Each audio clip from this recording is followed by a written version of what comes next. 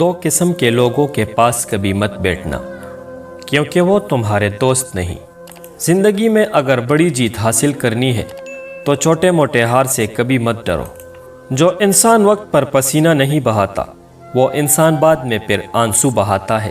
زندگی میں کبھی بھی سیکھنا مت چھوڑے، کیونکہ زندگی آپ کو کبھی سکھانا نہیں چھوڑتی۔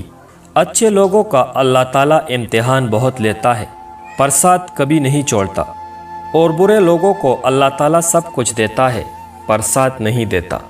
ہجوم کے ساتھ غلط راستے پر چلنے سے بہتر ہے کہ درست راستے میں تنہا سفر کیا جائے۔ بہت حامیاں نکالتے ہیں ہم اکثر دوسروں میں، آؤ آج ایک ملاقات ہم آئینے سے بھی کر لیتے ہیں۔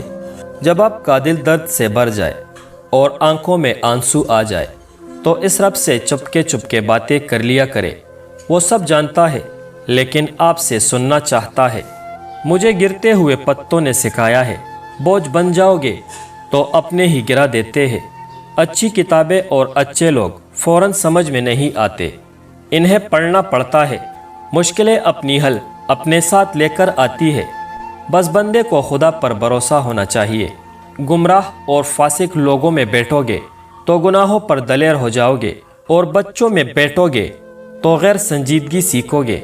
نفرت اور نظر انداز کرنا وہ عمل ہے جنہیں ایک لمحے میں محسوس کیا جا سکتا ہے، جبکہ محبت اور وفاداری وہ عمل ہے جن کو ثابت کرنے میں پوری زندگی لگ جاتی ہے۔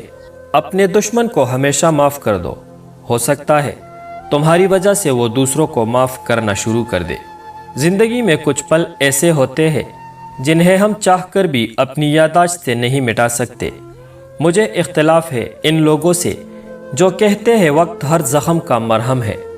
دنیا میں اکثر لوگوں کی وفا صرف وہی تک ہوتی ہے جہاں تک ان کا مطلب ہوتا ہے۔